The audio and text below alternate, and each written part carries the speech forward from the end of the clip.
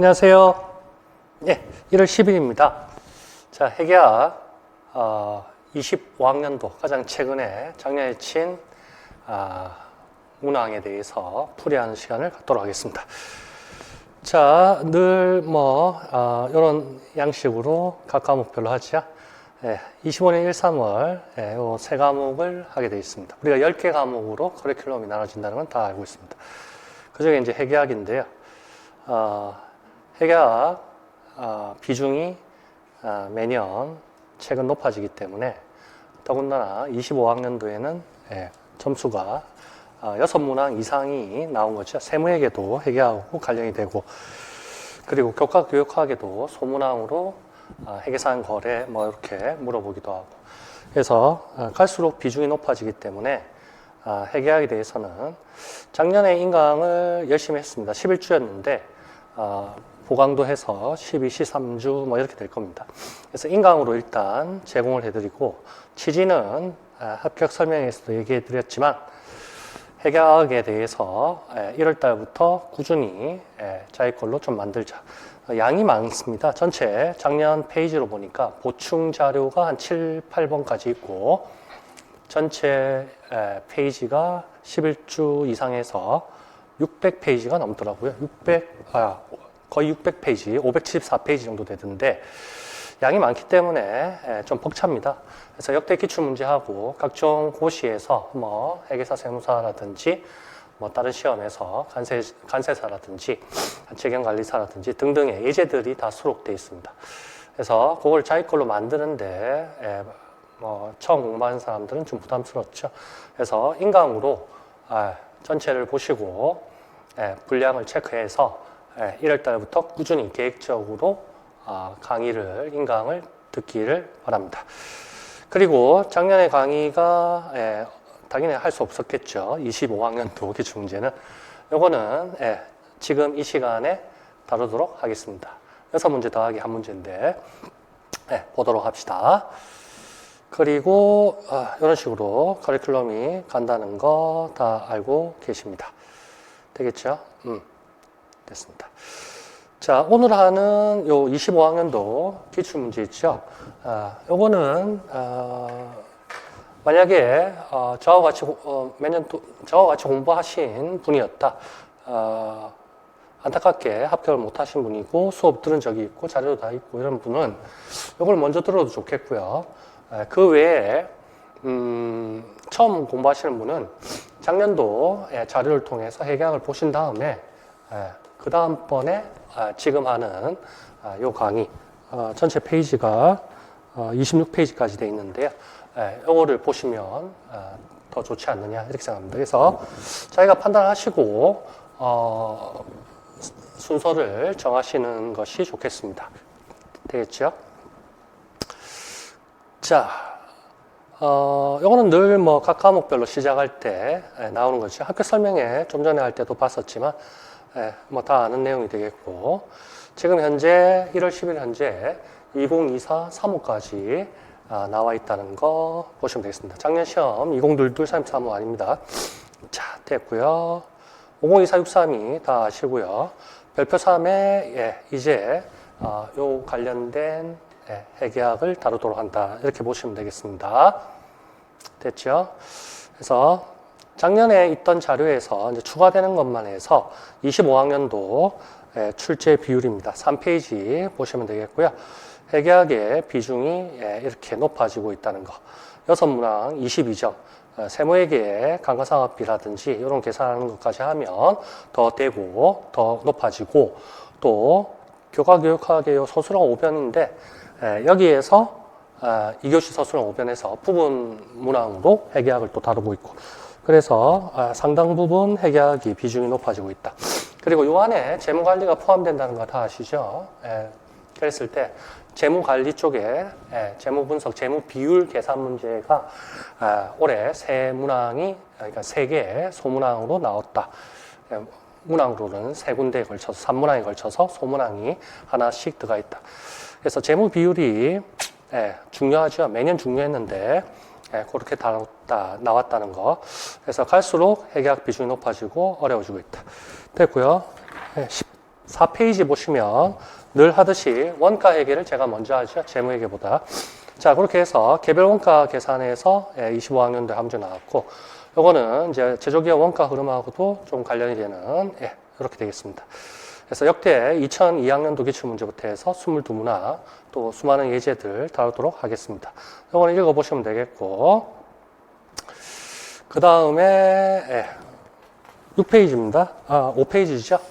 5페이지 보시면 재무회계 목차입니다. 이것도 25학년도 추가된 것만 해서 한 문항, 두 문항, 유형자산 쪽에서, 무형자산 쪽에서 나왔고, 그리고 자본 쪽에서 EPS 주당 순위 계산하는 거, 그 다음에 오류 수정, 요거는 모의고사 때도 봤었고요. 그리고 재무 비율이 전체 문제로 한 문항, 그 다음에 소문항으로 이런 식으로 크게 세 가지를 물어봤었다는 거. 그래서 전체 5문항에서 89문항 이렇게 보시면 되겠습니다. 2002학년도부터 거기에 또 수많은 국가고시 예제들이 있고요. 이론이 있고요. 목차별로 해서 정리가 되어 있습니다. 그리고 6페이지부터 이제 25학년도 기출문항이 나온다는 거죠. 그래서 6페이지부터 해서 25페이지까지 해서 기출문항 나옵니다. 원가 회계가 먼저 배치가 되어 있고요. 그리고 재무 회계가 배치가 되어 있습니다. 재무 회계도 목차 순서대로 해서 이런 식으로 순서가 교재 순서가 되어 있다는 거, 그걸 참고하시면 되겠고, 작년에 다루었던 1단계, 2단계, 3단계를 통해서 적중이라는 표현 쓰고 싶지는 않지만 유사한 문제, 그리고 유사한 내용, 관련되는 내용들, 그런 것들 제가 일일이 찾아서 표기를 해놨습니다. 그런 거 보시면 다 맞힐 수 있었다.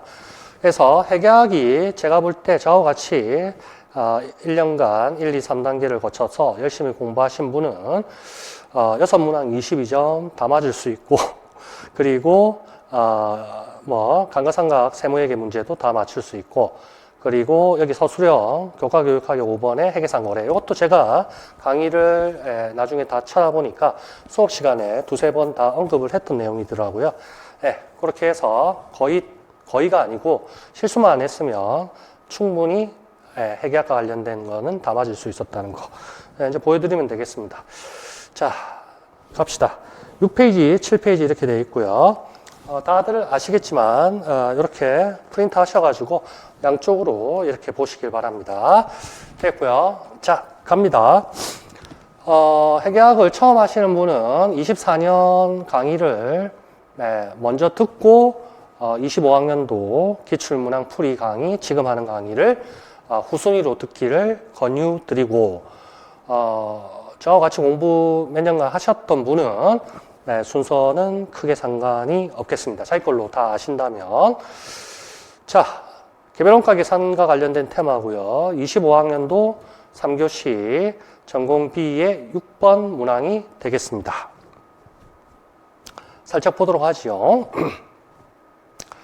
자, 원가회계 문제입니다. 유니폼 생산 업체라 했고요. 회계 담당자, 컨설팅 용역, 컨설팅 업체 담당자 나눈대하다 이렇게 나오네요. 원가회계 정보 시스템 구축 이렇게 나와서 우리가 저걸로 ERP 관련되는 걸로 볼 수도 사실은 있겠죠. ERP도 회계학과 관련된 것이 역대 자금 예산 쪽에서 종합 예산과 관련된 게 연속해서 2년 동안 나온 적이 있습니다. 그렇게 봤을 때 ERP 쪽에 원가 회계 문제다 이렇게 봐도 되고, 회계학과 관련된 원가 관리회계 쪽이다 이렇게 봐도 되고. 자, 갑시다. 대화가 나오고요. 작성 방법을 보니까 결국에 우리 시험 용어 싸움이죠. 기억에 해당하는 용어를 쓰다 했고요. 기억이 어디 있나요? 여기 있네요. 무슨 원가 계산 방법이라 하네요. 자, 우리 다 공부를 했었고요. 그 다음에 니은을 참조하여, 니은은 10월 원가 결산 자료를 통해서 여기 모든 재고자산에 대해서 월 총평균법에서 총평균법 계산하는 문제입니다. 요거는 우리가 뭐 재무회계 시간에서도 총평균법을 많이 봐왔었고, 선입선출법은 재무회계하고도 관련이 되는 내용. 그리고 역대 기출문제 쪽에서도 후입선출법이었지만 계속기록법 후입선출. 그래서 예전에 2007학년도에 우리가 작년에 봤었던 기출문제 풀이할 때 제가 선입선출로도 풀어드리고 후입선출로도 풀어드리고 재료비에 대해서 그것도 관련되는 내용이 되겠습니다. 됐고요. 그 다음에 밑줄친 니은과는 달리 관련해서 평균법으로 기본 문제가 되어 있는데 선입선출법으로 평가했을 때 매출총이익의 증가금액, 이익의 증가금액을 쓰라. 증가 감소까지 물어봐주면 좋았는데요. 뭐 점수를 주려고 했는지 증가 감소에 대해서는 물어보지는 않았네요. 잠시만요. 예, 그렇게 해서 크게 어려운 문제는 사실 아니었습니다. 우리가 열심히 공부했던 사람이라면 저와 같이. 자, 빠르게 한번 보세요. 예, 회계 담당자, 고객으로부터 주문받은 주문 제작이죠. 그래서 원가 계산 방법에서 우리가 크게 로마자 1, 2, 3에서 세 가지로 구분했었습니다. 원가 측정 시점에 따라서 실제 원가, 정상 원가 계산, 표준 원가 계산. 표준 원가는 우리가 시험 역대 나온 적이 없고 정상 원가, 예정 원가 계산은 나온 적이 몇 번 있고, 그 다음에 뭐였습니까?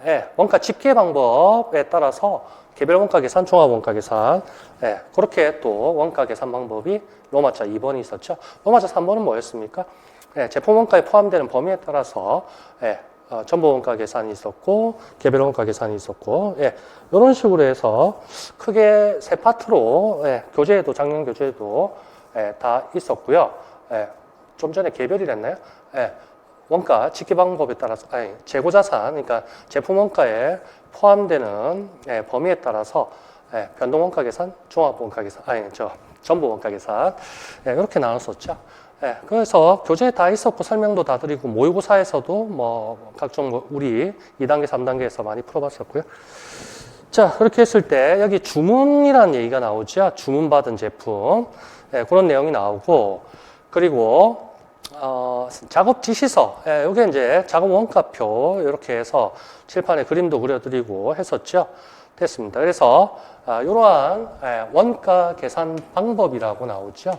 그랬을 때 무슨 원가 계산 이렇게 나오죠. 개별 원가 계산이죠. 고객 주문 건별로 여기에 키워드 작업 지시서 샵 뭐 101 뭐 이런 식이었죠. 기출문제도 다 봐왔었고 됐죠. 이렇게 해서 실제 자료 하니까 원가 측정 시점에 따라서는 실제 원가 계산 이렇게 되겠네요. 자, 그래서 100벌을 세모로부터 주문받아 디자인팀 스타 뭐 이렇게 해서 아래 같이 정리를 해봤다. 그래서 원가 결산 자료가 돼 있다. 이렇게 보시면 되겠습니다. 그래서 요 와꾸만 잘 봐주시면 되겠습니다. 그래서 우리 시험 시간은 충분하니까요. 90분 치니까 널널하니까 천천히 보시면 되겠습니다. 제품 100벌을 생산하는데 투입된 직접 재료는 다음과 같다. 그래서 직접 재료가 이렇게 네 가지의 재료가 있더라 이런 거죠. 단위는 뭐 야드, 개, 미터 이렇게 되어 있네요. 자, 미터가 맞나? 이렇게 되어 있고요. 이게 월초 재고죠. 오타입니다. 그래서 기초 재고가 원단에 대해서 또는 봉제, 실에 대해서 금액도 나오고 단가가 나오고, 그 다음에 단기에 구매한 거, 그러니까 당월이죠. 10월 당월에 구매한 거는 이런 식으로 단가, 수량. 그 다음에 출고된 거, 그러니까 직접 재료비가 이제 투입된 거죠. 생산 공정으로, 가정으로 투입된 거. 그래서 직접 재료 원가 소비액이 되겠죠. 그렇게 수량, 따다다다닥 이렇게 나왔고, 했을 때 단가 결정 방법으로서 이제 밑에 작성 방법에 기본적으로는 재고자산에 대해서 총평균법, 그 다음에 작성 방법 세 번째 동그라미에서는 선입선출법. 이렇게 구조가 되어 있습니다. 뭔 말인지 알겠죠? 그 다음에 제공품, 제품 재고는 없다 했죠? 전월 말이니까 전월의 기초에 제공품이라든지 제품 재고는 없다. 됐죠? 그 다음에 100벌을 생산하는 데 투입된 원재료고요. 100벌 유니폼의 제품을 생산 완료했습니다. 그래서 제품은 100개를 생산 완료, 100% 공정이 끝났다는 거죠. 기초 제품 전월말은 없다 있었고요. 그리고 100벌 전체를 다 판매했다 이렇게 나오죠. 그러니까 10월 말에 기말 제품 재고도 당연히 없고 10월 말에 제공품 재고도 없죠. 왜 그렇습니까? 100벌 투입하기 위해서 원재료를 다 직접 재료비가 투입됐는데 그 투입된 것이 단기 당월 총 제조원가를 거쳐서 당월 제품 제조원가로 100% 다갔기 때문에 기말에 미완성된 제공품도 없다는 얘기죠. 됐죠? 예, 좋습니다. 그 정도 보시면 되겠습니다. 그래서 재고 자산이 있는 것은 결국 원재료 재고만 있죠. 왜 그렇습니까? 100개 당월 있고 250개에서 200개를 생산 과정에 투입했으니까 기말 재고는 50개가 남아있다는 거죠. 원단에 대해서. 그 다음에 얘는 600개인데 600개 다 투입됐으니까 재고는 없고요. 100개, 100개 투입됐으니까 재고가 없고요. 얘는 500개, 1200개에서 1500개, 200개에, 200m에, 단위는 야드네요. 200에 대한 기말 재고가 남아있다는 겁니다. 됐죠? 그래서 우리가 수업 시간에 많이 봐왔지만, 원재료, 이렇게 했을 때, 4가지 종류로 해서 기초와 단기에 매입한 원재료가 다 있을 겁니다. 금액 이제 계산해 보면 될 것이고, 거기에서 이제 동그라미 1번이죠. 직접 재료 생산 공정에 투입한 게 있고, 나머지는 기말 원재료로 남은 것이 있고, 원재료를 거쳐서 이제 제조기업 원가 흐름 가면 제공품 단계로 가는 거죠. 그런데 기초 제공품은 없다 했습니다. 됐죠? 그래서 직접 재료가 단기 총 제조 원가 여기를 파고들겠죠. 2번, 3번은 문제 자료가 없으니까 고려하지도 않아도 되고요. 자, 제공품 기초 제공은 없댔고요. 다 100벌 만드는데 다 투입됐죠. 그래서 생산 공정에 100개를 만들기 위한 원재료를 투입했는데 미완성인 게 없고 다 100개가 다 투입됐기 때문에 요 직접 재료비, 요 전체 금액이 결국에 제품 재고로 갔을 것이다. 제품 쪽으로 갔을 것이다. 그래서 단기 제품 제조 원가 이쪽으로 갔습니다. 기초 제품도 없고요. 기말에 100개 생산해서 100개를 다 팔았다 했으니까 기말 재고도 없고요. 그래서 여기 이제 매출 원가 계산이 되겠죠. 됐죠? 이건 단기 제품 제조 원가죠. 공부했던 사람은 다 알게 된다는 거죠. 됐죠? 됐습니다. 자, 그렇게 해서 100벌 생산하는데 원재료 이렇게 투입됐고, 그 원재료가 생산 공정을 거쳐서 제공품으로 갔고, 제공품에서 기초재료 없고요.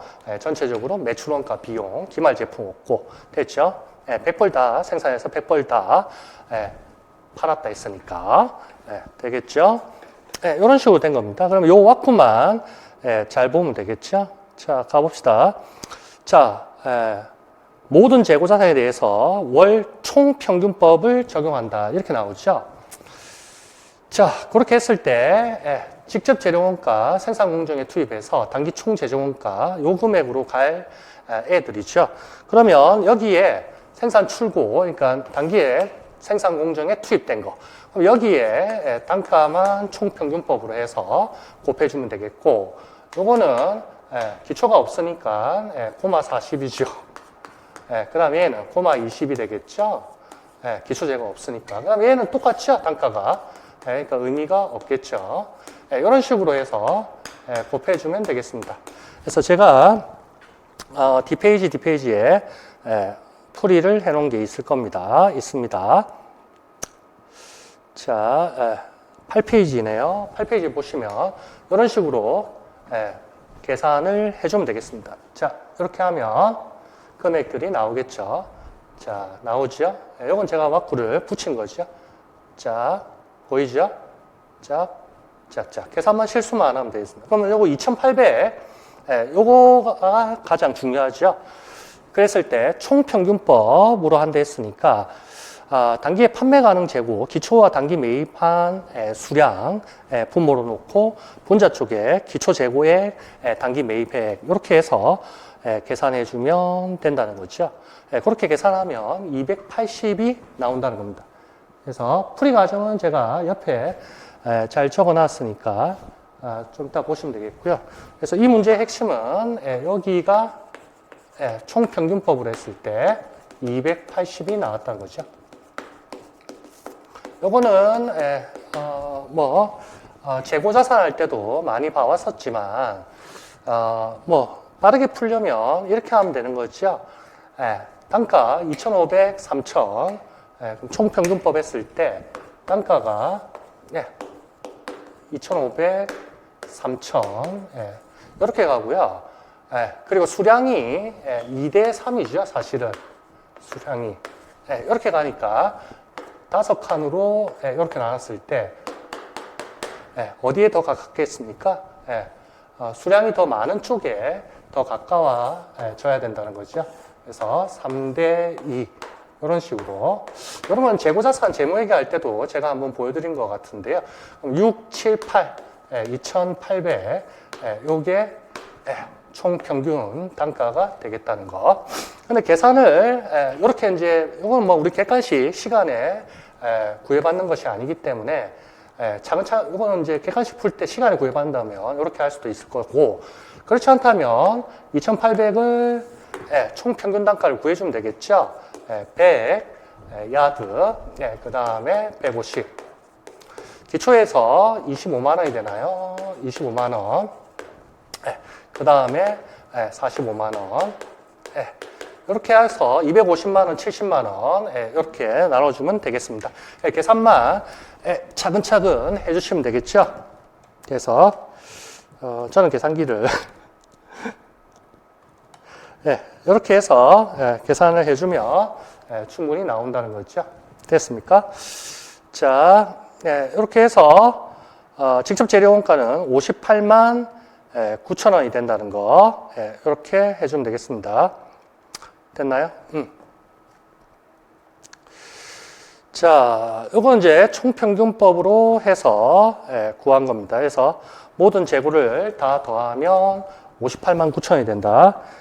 그래서 기억은 개별 원가 계산, 그거는 이제 역대 자료에 다 있었던 거고, 그건 누구나 다 맞출 수 있었던 거고, 실제 시험에서도 모의고사에서도 물어보고, 그 다음에 두 번째 동그라미에서 10월에 총평균법으로 했을 때, 재고자산을 총평균법으로 했을 때, 투입된 기말 직접 재료 원가는 58만 9천 원이다. 그렇게 해서 해설 쪽에 제가 자세히 해놨으니까, 요거 58만 9천 원 나온 거, 그거를 보시면 되겠습니다.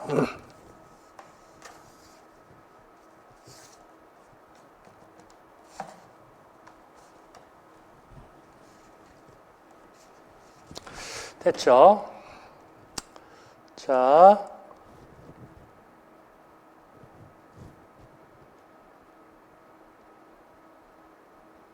자, 이거 총평균법을 했을 때고요. 자, 그러면 결국 무슨 말입니까? 전체 기초하고 단기하고 다 합한 금액이 있을 겁니다. 그 중에 실제로 투입된 금액이 58만 9천 원. 이렇게 됐고, 이 58만 9천 원이 이쪽으로 간 거죠. 58만 9천 원. 이렇게 해서 여기 제공품 재고가 없으니까 58만 9천 원, 58만 9천 원, 재고가 없으니까 매출 원가가 58만 9천 원. 이렇게 간 거죠. 됐나요? 이게 총평균법을 했을 때.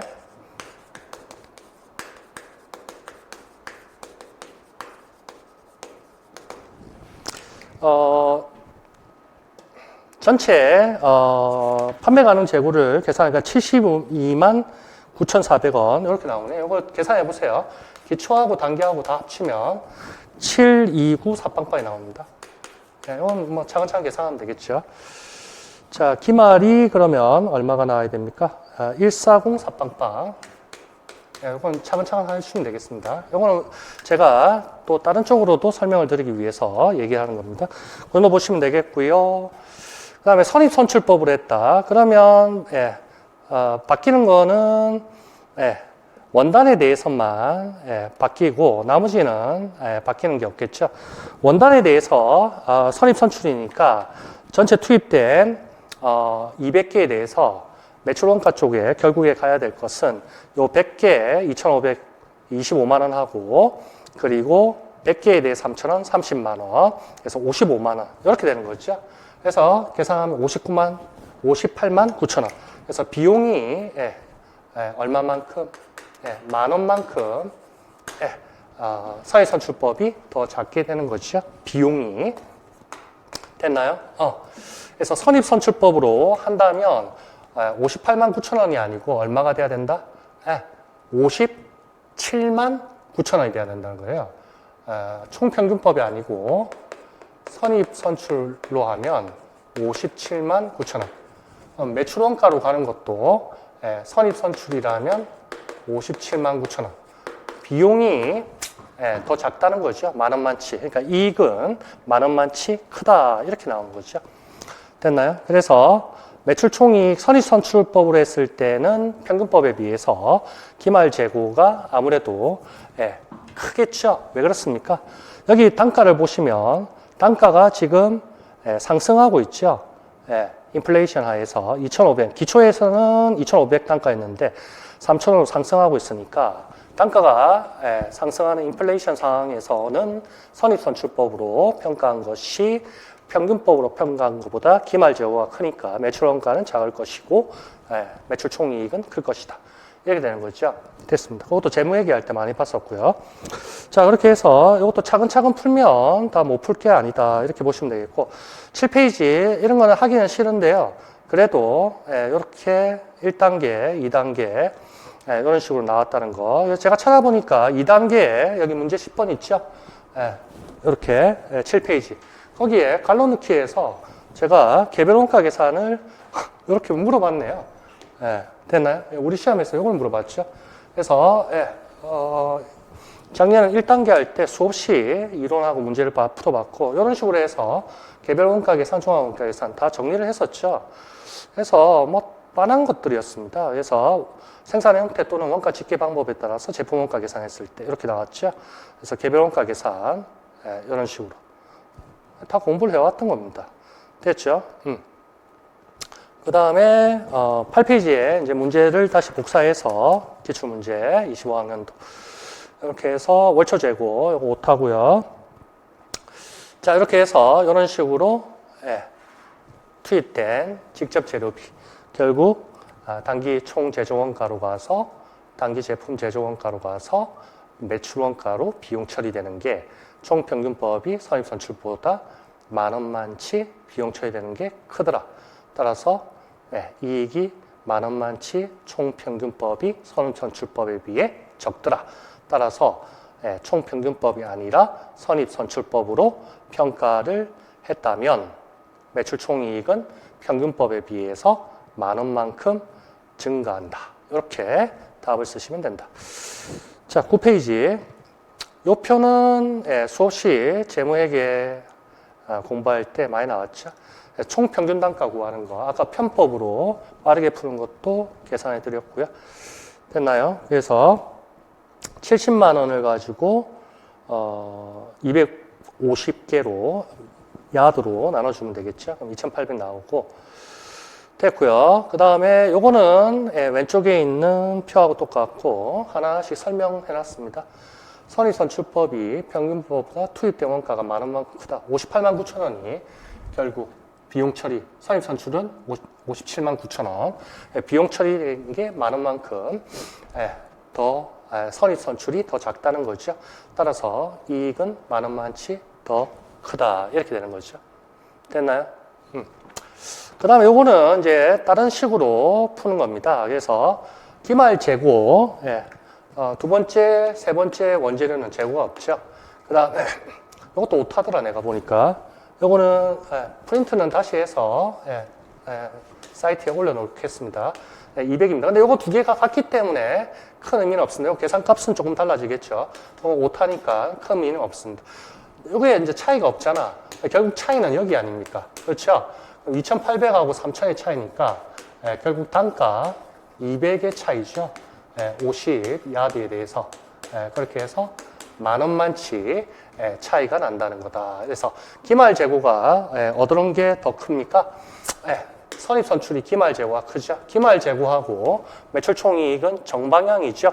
그래서 10,000원만치 이익이 크다. 이 차이 10,000원만치 이익이 선입선출법이 크다. 이거는 기말 재고로 해서 푼 겁니다. 그래서 요건 정해져 있으니까 요건 계산해 보면 이렇게 요건 정해져 있으니까 요 비용으로 이제 잡힐 거는 589,000원 기말 재고. 기말이 선입선출법이 10,000원만치 더 커야 된다는 거죠. 150, 150, 000 이렇게 되니까 결국 투입된 거는 10,000원만치 비용 처리되는 거는 적어야 된다. 이렇게 되는 거죠. 선입으로 했을 때는 150, 평균으로 했을 때는 140 됐죠. 그래서 기말 재고가 크니까 비용 처리되는 거 결국 이렇게 제조기업 원가 흐름으로 해서 매출 원가로 갈 거는 선입선출법이 더 원가가 작게 된다. 이렇게 되는 거죠. 요거는 뭐 다 아는 얘기죠. 그래서 기본 1단계 자료에 수없이 했던 것들. 그래서 기말 재고하고 이익은 같은 방향이라 했다는 거. 선입선출이 기말 재고가 크니까 결국 이익이 제일 크다는 거죠. 그래서 이익이 평균법에 비해서 10,000원이 증가한다. 이런 식으로 보시면 되겠습니다. 요거 오타는 제가 요거 수정해 드릴게요. 500이 아니고 200으로 해야 되는데 됐습니다. 이렇게 해서 요거는 뭐 누구나 다 풀 수 있는 문제였다. 자, 그리고 10페이지 가겠습니다. 요거는 회계학으로 분류된 건 아니고 교과교육학으로 분류될 수밖에 없었습니다. 왜냐하면 2, 3교시 교과교육학이 25%에서 20점이 나와야 되니까 그럴 수밖에 없었고요. 일부 발췌한 겁니다. 교과교육학 문제는 진형 총 나왔죠. 매년 나오는 그 뻔한 거였고요. 자, 그랬을 때 뭘 물어보느냐. 1, 5범 중 회계상 거래가 아닌 거 한 가지 있어요. 여기 퀴즈는 다 똑같습니다. 됐죠? 자, 회계상 거래가 아닌 것은 재무상태, 자산, 부채 또 종속적으로 자본이 결정될 텐데 자산에서 부채를 빼서 재무상태의 변동을 초래하지 않는 것들은 회계상의 거래가 아니라는 거죠. 그래서 계약 체결했다. 그 자체는 회계상의 거래가 아니다. 이런 거죠. 계약 체결해서 뭐 선급금을 줬다든지 월급을 미리 땡겨줬다든지 이런 내용이 없기 때문에 계약 자체 체결 그 자체는 일상적인 거래, 회계상의 거래는 아니다. 이렇게 보시면 되겠습니다. 재해가 났다. 그러면 재해 손실, 금액도 신뢰성 있게 측정할 수 있다. 자본, 현금 추가, 출자하다. 이건 다 회계상의 거래죠. 자본이 늘어나게 되겠죠. 자산이 들어올 거고요. 그래서 재무상태의 변동은 이것도 마찬가지죠. 파손되었다. 그래서 재고자산 감모 손실이라든지 이런 것들 잡히게 되겠죠. 자, 그래서 답은 뻔합니다. 그래서 이것도 제가 강의 시에 여러 번 얘기를 했더라고요. 찾은 것만 해도 이렇게 있습니다. 시간까지 저걸 하다가. 자, 그래서 이거 읽어보면 뻔한 내용이고요. 수업 시간에 언급을 했었고요. 이것도 읽어보시면 되겠습니다. 그래서 원래 더 상세하게 하려면 두 가지의 조건을 모두 만족해야 됩니다. 회계상 거래가 되기 위해서는 1번하고 2번을 다 AND로 만족해야 된다. 근데 1번 요것만 적어도 큰 관계는 없겠습니다. 되겠죠? 답은 그렇게 적으면 되겠습니다. 됐고요. 재해나 이런 거는 사실은 거래라고 할 수는 없는 거죠. 자연재해, 뭐 거래는 아니죠. 파손, 가치하라 이런 거, 평가 이익이라든지 평가 손실이라든지 이런 것들. 그러나 아파트 자산, 부채, 자본의 변동을 초래하기 때문에 회계상의 일상적인 우리가 주로 말하는 거래 자체는 아닐지라도 됐고요. 그 다음에 채용이라든지 담보, 계약, 뭐 주문, 주문서 넣고 팩스 보내고 이런 것들은 재무 상태의 변동을 초래하지 않기 때문에 회계상 거래가 아니다. 그 정도 봐주시면 되겠습니다. 됐고요. 그 다음에 11페이지 여백이고요. 12페이지 가보도록 합시다. 자, 12페이지는 유형자산 파트입니다. 이걸 말을 안 했구나. 아까 6페이지에 있는 개별 원가 계산, 그거는 원가액의 목차 앞에 있었죠. 그래서 두 번째 목차에 있는 개별 원가 계산 또는 첫 번째 제조기업 원가 흐름 그거하고도 관련이 된다 이렇게 보시면 되겠고, 자 그리고 뒤에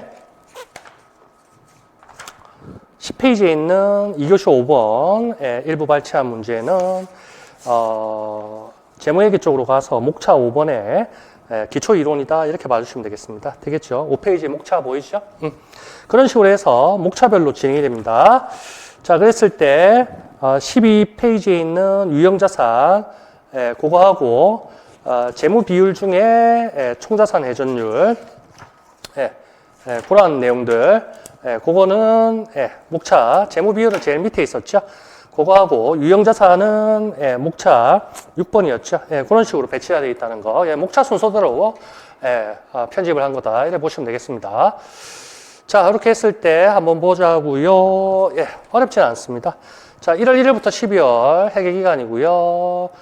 유형자산 원가 모형, 재평가 모형도 우리 모의고사 때 많이 다뤘는데 아직은 시기상조인 것 같네요. 우리 시험에. 작성 방법에 따라 하라 했고요. 조건은 한국채택국제의 기준이고요. 자료에 제시된 내용의 한정, 오버하지 말라는 얘기고요.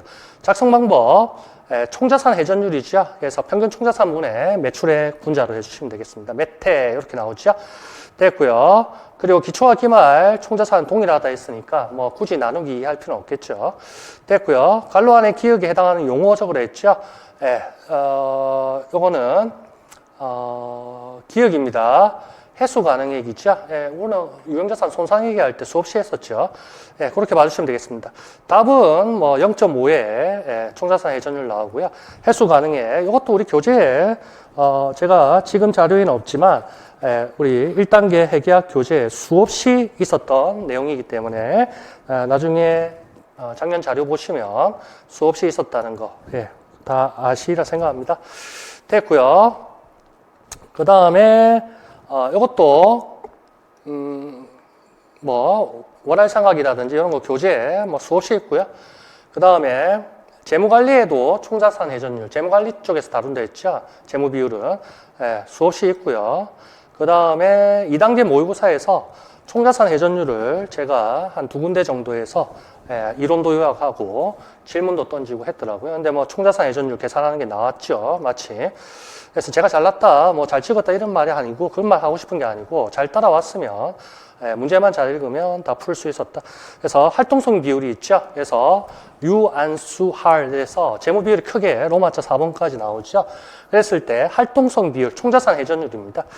자, 평균 총자산 분의 분자는 매출액 이렇게 해주시면 되겠습니다. 그래서 자산을 얼마나 효율적으로 운용하고 있는지 그 효율성을 측정하는 게 활동성 비율 중에 총자산 회전율 이렇게 나오죠.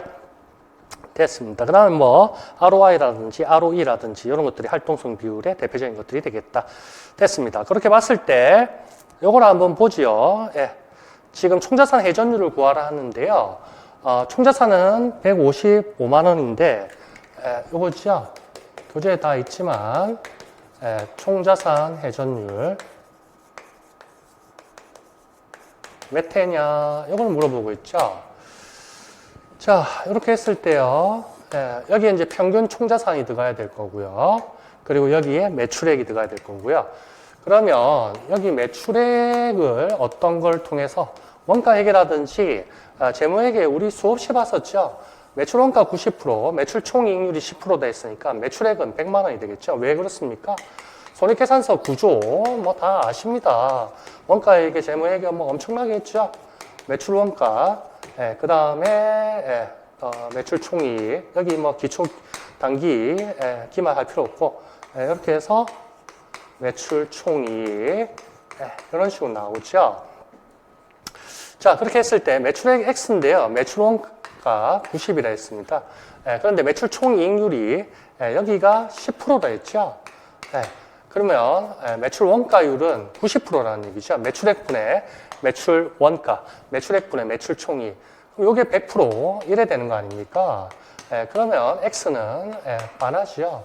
100만 원, 10만 원. 그래서 매출액은 100만 원이 되겠다. 그래서 분자값은 100만 원 가면 되겠습니다. 그 다음에 이제 평균 총자산 구하라고 하는데요. 여기 기초와 기말은 같다 있죠. 그게 작성 방법 쪽에 여기 나오죠. 기초와 기말 창자수는 동일하다고 가정한다. 이렇게 나오죠. 그러면 굳이 나누기 2 할 필요는 없다는 얘기죠. 뭔 말인지 알죠? 동일하니까 나누기 2 할 필요가 없다고. 그랬을 때 여기 보시면 본사 건물의 기말 장부 금액을 제외한 총자산은 1550이다. 그래서 평균 총자산을 크게 두 개로 나눠서 건물 부분이 있고 건물 외가 있습니다. 그래서 건물 외가 1550이라는 금액이 나왔다는 얘기죠. 네, 됐나요? 그 다음에 견물인데요. 잘 읽어보면 총자산이 나와야 되죠. 여기 장부금액이라는 수업 시간에도 많이 했지만 북밸류라고 엄청나게 얘기를 했죠. 북밸류는 취득원가에서 감루를 빼준 거죠. 감루. 이렇게 하면 장부금액 북밸류가 나온다는 겁니다. 이 장부금액이 북밸류죠. 그래서 이 장부금액입니다. 감가상각 누계익은 대변 쪽에 분계가 되고 할지라도 부채가 아니죠. 맞죠? T 형식의 재무상태표 이렇게 했을 때 대변 쪽에 이제 시산표에 대변 쪽으로 가기도 하고 그랬을 때 감가상각 누계익은 자산의 차감 항목이지 부채가 아니라는 겁니다. 뭔 말인지 알겠죠? 그래서 보통 계정식으로 해서 T자 형태로 시산표라든지 아니면 재무상태표 표시할 때 감루가 대변 쪽에 가 있는 경우도 있고 아니면 보고식으로 일렬로 배치한 재무상태표를 보면 취득원가에서 자산의 차감 항목인 감루를 빼서 장부금액을 해주죠. 그게 이제 차변 쪽에 총자산에 이 북밸류가 포함이 되는 거 아니겠습니까? 그래서 취득원가는 50만 원입니다. 여기 나오죠. 그런데 늘 수업 시간에 강조했듯이 월할상각이죠. 그렇기 때문에 정액법으로 하고 잔존가치 빵이니까 감가상각 누계액으로 계산될 금액은 50만 원 취득원가에서 잔존가치는 빵이고요. n분의 1이죠. 5분의 1이다. 여기서 멈추면 안 되죠. 제일 중요한 게 12분의 6. 그래서 월할상각 이것만 우리 뭐 열심히 공부했으니까. 그런데 힌트가 또 있던데 여기 월할상각이라고 힌트가 없었나? 딴 문제인가? 딴 문제인가 같은데 여기 있네. 여기 월할 계산한다. 이렇게 나오네. 그래서 문제 속에 항상 힌트들이 많이 나온다는 거죠. 자, 이렇게 하면 장부금액 아이고 그럼 얼마입니까? 10만 원에 반하면 얼마입니까? 5만 원이죠. 그래서 첫해 22년 22년에 대해서 총자산 회전율을 구하라고 했다. 이렇게 되니까 결국 장부금액은 45만 원이 된다는 거죠. 뭔 말인지 알겠죠? 그럼 건물에 대해서 장부금액은 45만 년 이렇게 되는 거죠. 두 개를 합해야 되는 거죠. 이렇게 되면 결국 딱 200만 원, 100만 원 결국 해서 0.5회 이렇게 답이 나온다는 겁니다. 뭔 말인지 알겠죠? 자, 그래서 이런 거는 뭐 굳이 뭐 교재 안 해도 작년 교재 보시면 이런 식으로 해서 원가회계 쪽이라든지 뭐 많은 문제들을 풀었기 때문에 요거 찾는 거는 요걸 통해서 매출액 찾는 거는 큰 어려움이 없습니다. 재무 비율 할 때도 했었고 그 다음에 이거는 손상했을 때 해수 가능액이죠. 둘 중 큰 금액이죠. 큰 금액 맥스. 그래서 손상은 속상해 이렇게 해오려 했죠. 해수 가능액은 순공정가치하고 공정가치에서 처분 부대 비용을 뺀 순공정가치하고 사용가치 둘 중에 큰 금액이죠. 크게 속상해. 뭐 제가 맨날 그런 식으로 우스갯소리로 얘기하죠. 됐습니다. 그 다음에 활동성 비율은 재무 관리 시간에 수없이 했었고요. 모의고사 때도 이렇게 정리를 했었고요. 됐습니다. 됐고요. 요건 아까 여기 이제 모의고사에 72번 문제 요걸로 해서 이런 식으로 했고 총자산 회전율 이런 식으로 해서 계산 어찌 나와야지만 나머지 답을 찾을 수 있게끔 됐죠. 그래서 총자산 회전율 이런 거 계산하는 것들 됐고요. 그러니까 이런 걸 보여드리는 겁니다. 그래서 뭐 이런 거 하고 싶진 않은데 이렇게 공부했던 내용 중에 있었다. 그 다음에 문제 75번이네요. 72번, 75번인데 요 과목별 모의고사 75번에서 총자산 회전율 몇 회 계산하는 것까지 제가 물어봤네요. 그래서 여기 일부 발췌 그 양쪽으로 배치하기 위해서 일부 발췌를 한 겁니다. 그래서 전체 문제는 나중에 모의고사 때 그때 요 활약은 기존에 있던 문제를 그냥 제가 줄였다는 얘기입니다. 그 정도 보시면 되겠고 다 다루었다는 거 그 정도 보시면 되겠고요. 14페이지입니다. 무형자산 연구 단계냐 개발 단계냐 이것도 과목별 모의고사에서 두세 문제 다 다루었던 겁니다. 됐죠? 자, 이거는 뭐 할 말이 없습니다. 이거 읽어주시면 되겠고요. 내부적으로 창출한 무형자산. 그래서 결국에 기업 스스로 뭔가를 개발을 했다. 그럴 때 연구 단계 거쳐서 개발 단계까지 간다. 개발 단계 쪽에서 자산 인식 요건 6가지를 충족하면 개발비라는 무형자산으로 인식한다. 그리고 연구 단계에서 개발 단계까지 미치지 못했다. 그럼 연구비라는 단기 비용으로 처리한다. 개발 단계에 진입은 했으나 자산 인식 요건을 충족하지 못했다. 경상개발비로 해서 단기 비용 처리한다. 다 정리를 한 겁니다. 그래서 이거 잘 읽어보시면 15페이지에 있던 내용 정리한 거 우리 모의고사 때 과목별 모의 그 내용 똑같이 제가 옮겨 놓은 거니까 내용이 똑같이 있다는 걸 알게 됩니다. 됐고요. 요걸 안 고쳤구나. 요것도 제가 급하게 한다고. 요것도, 총자산 회전율이 아니라, 요것도 나중에 고쳐놓을게요. 연구 단계, 개발 단계죠. 아이고, 요걸 안 고쳐놨네. 저를 못 믿으시면, 작년 교재 있으시면 찾아보시면 되겠습니다. 됐고요. 그래서 57번 문제, 58번 문제도 마찬가지고, 이런 식으로 해서 일부 발췌한 겁니다. 이렇게 해서, 연구 단계, 개발 단계 이렇게 했고 회계 처리는 이렇게 한다는 거 했고 연구 단계, 개발 단계, 회계 처리. 그 연구 단계 요 내용이 왼쪽에 있는 기출 문제 내용이 똑같습니다. 개발 단계. 그다음에 6가지 충족시키면 자산으로 무형자산을 인식한다는 거. 요 내용 15페이지에 있는 내용이 결국에 왼쪽에 있는 기출 문제 요거하고 똑같은 내용이다. 이래 보시면 되겠습니다. 됐죠? 쉬웠죠? 2점짜리로 나왔고요. 그 다음에 16페이지 가서 자본 쪽입니다. 자, 자본 쪽에서 우리 EPS하고 이런 거 다루었고 배당 성향은 재무관리 쪽에서 교재에 다 수록을 해놨고 4가지 배당과 관련된 수익성 비율 정리를 했고 과목별 모의고사 할 때도 2군데 있었나? 다 다루었던 내용입니다. 자, 한번 보죠. 자, 회계기간이 1월 1일부터 12월 30일이다. 뭐 기본적이고요. 주 세모라고 하고 작성 방법에 따라서 해라. 이렇게 나오네요. 자, 23년도에 발행한 보통주식수 변동, 가중평균 유통 보통주식수 계산하는 거죠. 이것도 예제 보시면 우리 1단계 교재 예제 보시면 요 구성이 똑같다는 거, 구성이 똑같습니다. 그것도 한번 확인해 보시고요. 페이지 제가 적어놨고요. 요거는 주당 순이익 얘기하고 있고요. 두 번째 동그라미는 단기 순이익 분자 가고요.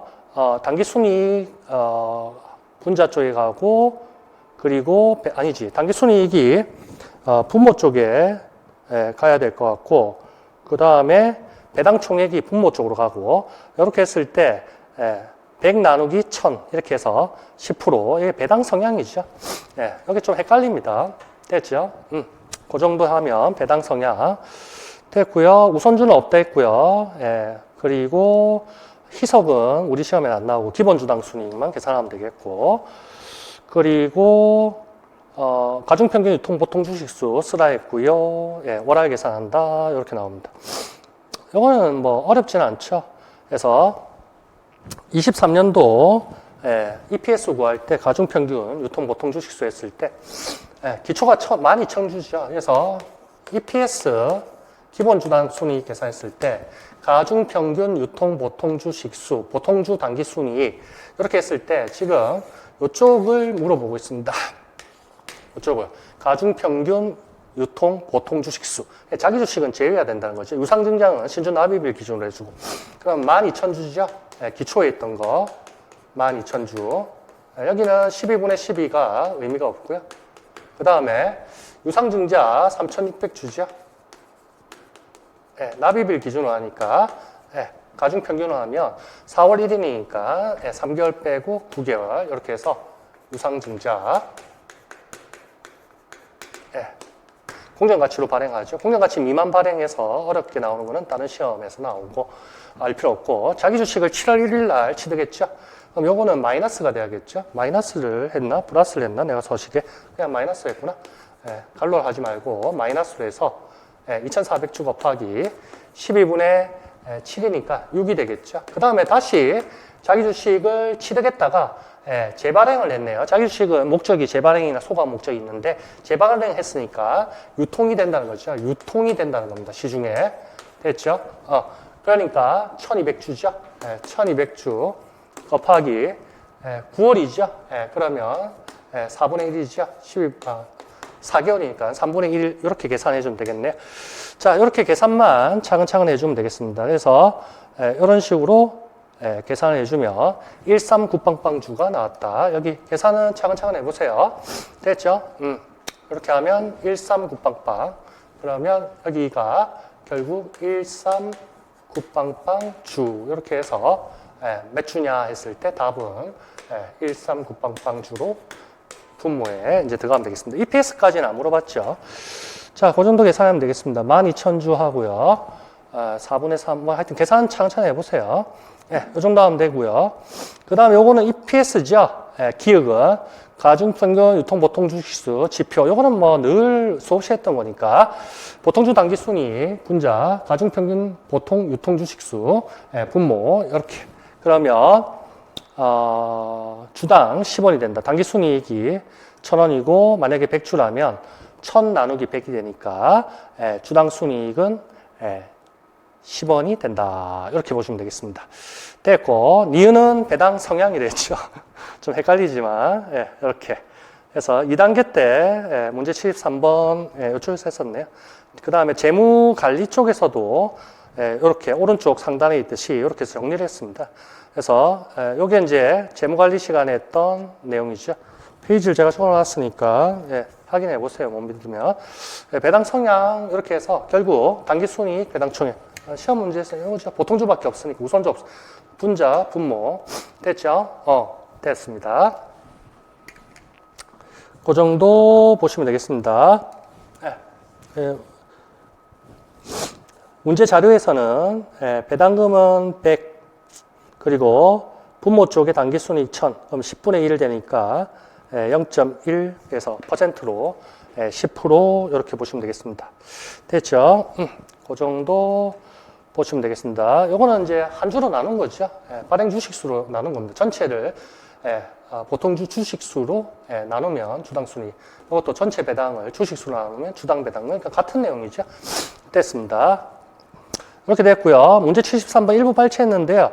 여기도 주당 순이익 이렇게 계산하는 게 있었고 자기 주식 빼주는 거 있었고 그 다음에 기본 1단계 교재에서도 자기 주식 이런 식으로 빼고 재발행해주고 이런 것들이 다 있었다는 거 그것만 봐주면 되겠고 그 다음에 이것도 문제 73번 2단계 했을 때 이런 내용이 있었다는 얘기죠. 그래서 배당 성향, 보통주 단기순위, 보통주 배당 총액. 그래서 뭐 달리 말하면 주식 수로 나누면 주식 주당 이렇게 되는 거죠. 됐죠? 자, 그래서 이쪽 부분은 이제 시험 문제 나왔고, 우리 배당 성향 잘 기억하라 했는데, 저는 아마 이쪽에서 주가 수익 비율하고 퍼하고 배당 수익률을 물어봤었는지 아마 그럴 거야. 아마 문제책. 근데 자료 그 내용으로서는 이렇게 정리가 이렇게 돼 있었다는 거. 됐죠? 돼서 그다음 요거는 뭐 수없이 기본 1단계 교재 자본 쪽에 수없이 있었다는 거 410페이지부터 413페이지까지 해서 예제도 5, 6문제 있었고 어려운 것도 있고 됐죠? 가중평균 유통 보통 주식수 그리고 보통주 당기순이익 됐죠? 됐죠? 그래서 자기 주식 제외한다. 요게 제일 핵심이었고 유상증자는 발행일 기준으로 해서 가중평균 한다는 거 됐죠? 됐습니다. 그래서 보통주 당기순이익이 회계기간이 1월 1일부터 12월 30일이니까 분자 쪽에서 1년간의 시간 간격을 가지고 있죠. 그럼 분모 쪽도 1년으로 환산해야 되죠. 그래서 1월 1일부터 있었다면 평균식. 그래서 제가 수업 시간에 1단계 때 벽돌 2개 쌓아서 왼쪽으로 붙여서 1월 1일부터 뭐 이런 식으로 설명을 해드렸죠. 그래서 1월 1일부터 주식이 보통주가 있었다면 환산해 주는 겁니다. 됐죠? 그래서 됐습니다. 그렇게 해서 가중평균 유통 보통 주식수 이런 것들이 다 1월 1일부터 있었다면 이런 식으로 환산해 주는 거라 벽돌 쌓아진 거를 1월 1일부터 있었다면 그렇게 보시면 되겠습니다. 자, 그 정도로 봐주시면 된다. 그래서 16, 17페이지 이렇게 해서 다 충분히 맞출 수 있었던 거였다. 이렇게 보시면 되겠고 18번 보도록 합시다. 18페이지 오류 수정 문제가 되겠습니다. 이것도 1단계 교재에서 오류 수정은 한 회계 기간만 기말 재고, 가대 가소 뭐 그런 문제는 있었고 기출 문제. 그런데 제가 실전 모의고사 마지막 모의고사 실전 전체 모의고사 3회에서 이러한 것을 2개년에 걸친 재고자산 오류에 대해서 문제 어렵게 해서 있었죠. 그거를 잘 기억했으면 어렵지는 않다. 사채는 뭐 수없이 사채 시간에 했었으니까 크게 어려운 것은 아니었다. 자, 이렇게 해서 회계기간은 1년이고요. 1월 1일부터 12월 30일. 회계 담당자 중요한 오류죠. 각각 발견했습니다. 그랬을 때 작성 방법에 따라 순서대로 서술하라. 이렇게 나옵니다.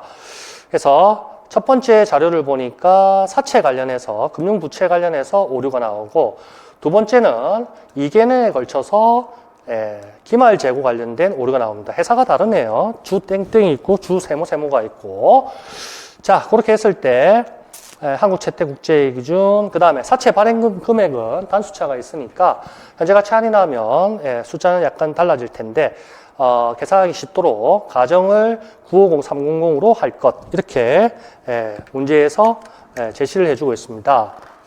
됐나? 950300으로 계산하라. 그래서 쓸데없이 현재 가치 뭐 현가 요소를 외우는 것도 아니고 그런 것들 그래서 계산하기 쉽도록 해서 이렇게 9503빵빵으로 하라고 했네요. 됐습니다. 그랬을 때 작성 방법에 동그라미 2개, 요거는 주 땡땡. 그러니까 첫 번째 양갈로 1번 자료고, 그 다음에 세 번째 동그라미는 두 번째 자료지요. 양갈로 2번 기말 재고자산. 이렇게 크게 나눠지네요. 자, 그랬을 때 요거 한번 봅시다. 자, 9503빵빵 현재 가치 발행 금액이 되고요. AC 금융자산, 금융부채. 우리 뭐 사채는 다 AC 금융자산은 원칙적으로 다 하는 거죠. 웬만하면. 그래서 회계 불일치 때문에 FVPL로 할 수 있는데 그거는 우리 시험 영역은 아니고 자 하여튼 됐고요. 그 다음에 유효이자율법으로 이자 비용을 인식하는 게 한국채택국제기준 있죠. 그런데 현금주의로 현금 지급한 것만 이자 비용을 잘못 인식했다 했네요. 그리고 2년도 재무제표가 발행 승인되기 전에 장부 마감하기 전에 발견했으니까 당기순이익 부정확한 거를 정확한 걸로 오류 수정을 해서 고쳐주시면 되겠다. 정확한 당기순이익을 뽑아라. 이렇게 작성 방법에 물어보고 있네요. 여기 됐습니다. 자, 이렇게 나오죠.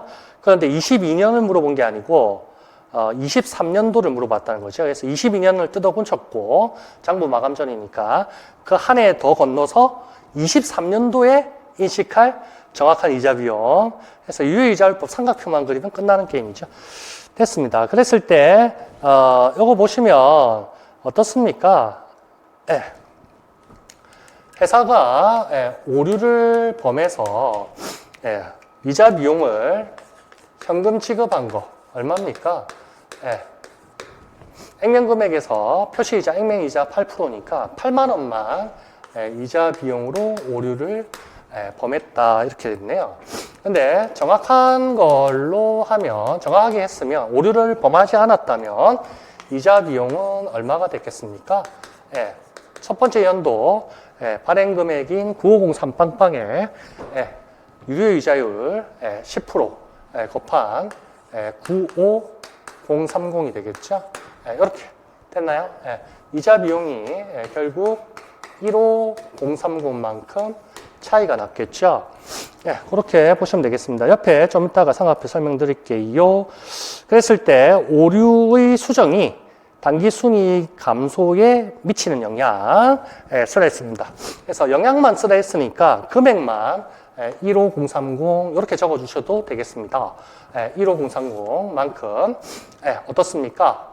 이거는 감소 증가 이런 까지 물어보면 좀 좋겠는데 저는 모의고사 때 항상 당기순이익 증가 감소 영향 이렇게 물어보는데 그래서 비용이 15030만큼 이런 오류를 정확한 걸로 오류 수정 붕괴를 했다. 이걸 했다. 그렇게 하면 이제 정확한 걸로 돌아갔겠죠. 이렇게 해서 오류에서 오류 수정 붕괴를 통해서 정확한 당기순이익, 비용을 뽑고 정확한 당기순이익을. 자, 그래서 비용이 15030만큼 오류 수정 붕괴를 통해서 더 많아져야 되니까 이익도 15030만큼 증가가 돼야겠죠. 아니지. 비용이 많아지니까 이익은 감소해야 되죠. 됐죠? 그래서 이익 감소에 미치는 영향, 오류 수정이 이러한 비용을 더 크게 했다면 됐죠? 잘못된 거를 오류 수정 붕괴를 통해서 비용을 더 15030만큼 높여줬으니까 이익은 정확한 이익은 맞추어져서 감소했을 것이다. 됐죠? 오류 수정이 2000년도, 22년도 당기순이익 감소에 미치는 됐습니까? 자, 좋습니다. 그렇게 해서 이런 것도 뭐 모의고사 때 많이 봤죠. 그래서 15030만큼 22년도 당기순이익을 오류 수정 전에 비해서 감소시킨다. 이렇게 보시면 되겠습니다. 그래서 15030 이것만 답을 적어서 문제가 없겠습니다. 그 다음에 23년도에 인식할 이자 비용을 쓰라 했죠. 그러면 삼각표 그리면 되겠죠. 그렇게 해서 정확한 걸 물어보고 있으니까 삼각표 유효이자, 표시이자, 삼각의 북밸류 처음에 950 300이었나요? 950 030이었나? 950 3빵빵 950 3빵빵이죠. X 20 몇 년이지? 22년 초. 그러면 22년 말 지금 문제에서 물어보는 거는 23년 말 이자 비용이니까 여기에 들어갈 애를 물어봅니다. 그러면 표시이자는 8만 원. 이건 필요 없겠지? 그러면 이렇게 하면 95030 그러면 상가액은 15030 더해주면 965330 그럼 10%니까 3년 말에 이자 비용 인식할 거는 짝짝 10% 96533 이렇게 해서 여기 답을 적어주면 되겠습니다. 삼각표만 그리면 끝나는 거죠. 됐습니까? 그래서 사채까지만 하면 오른쪽 페이지 보시면 이건 뭐 수업 시간에 뭐 1단계 교재에서 수없이 사채회계 처리 많이 했었고요. 이거 지금 현재 모른다 이렇게 하면 안 되겠죠. 그래서 1단계 다 들으시면 뭐 삼각표 그리는 거 수없이 나오니까 됐습니다. 그래서 지금 물어본 게 3년 말 이자 비용이죠. 요거죠. 그래서 96533 이렇게 답을 적어주시면 되겠다. 분계까지 다 해놨습니다. 그래서 1단계 요즘은 사채 발행회사, 사채 투자한 회사 이렇게 두 가지로 나누는데 여기서 간단하게 이렇게 했고요. 그 다음에 자료에 기말 재고자산 오류죠. 요거죠. 요거 같이 한번 보도록 하죠.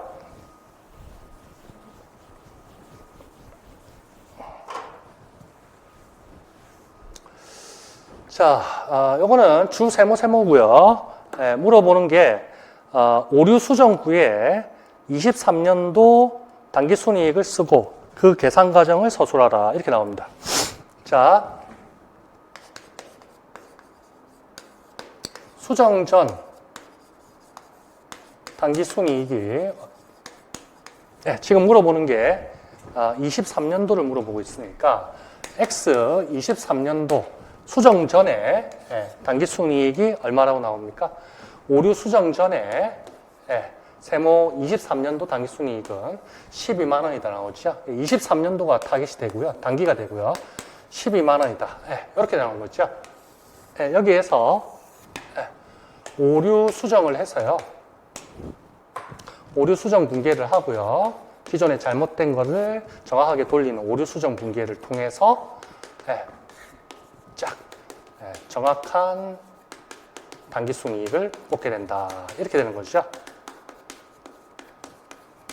지금 물어보는 게 요걸 물어보고 있습니다. 23년도에 대해서 됐죠? 그런 거 보시면 되겠고요. 23년도는 위에 사채 같이 재무제표 발행 승인되기 전이니까 장부 마감되기 전에 발견했다. 이렇게 보시면 되겠고요. 그렇게 해서 자동 조정 소멸되는 자동 조정적 오류가 아니죠. 2년 말 마감이 안 됐으니까 되겠죠? 그것도 과목별 모의고사에 있습니다. 그 이론 정리하고 그 문제도 있고. 자, 22년, 23년 기말 재고자산을 가소 계상 및 가대 계상하였다. 이렇게 나오네요. 그리고 현금 발행하고 상각 후 원가로 측정하는 거. 이거는 내가 안 지웠다. 급하게 한다고 오타가 있네. 오늘 오타가 좀 많네요.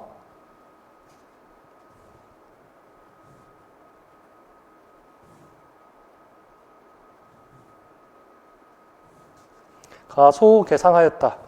밑에 거는 위에 거 제가 복사한다고 해서 이렇게 들어갔네요. 죄송합니다. 이쪽은 위의 내용이죠. 이거는 삭제해 주세요.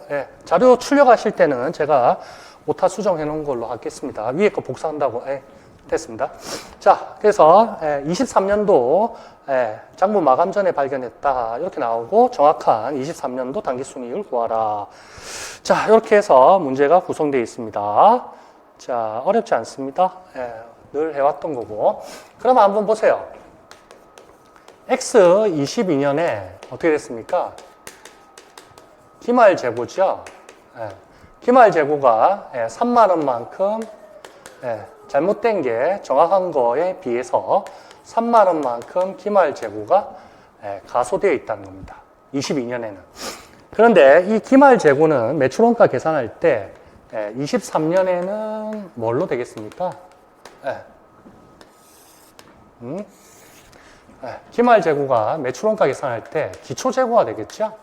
그래서 정확한 거에 비해서 오류를 범함으로써 기초 재고가 3만 원만큼 실제 정확한 거에 비해 가소되어 있다는 겁니다. 여기까지 됐지?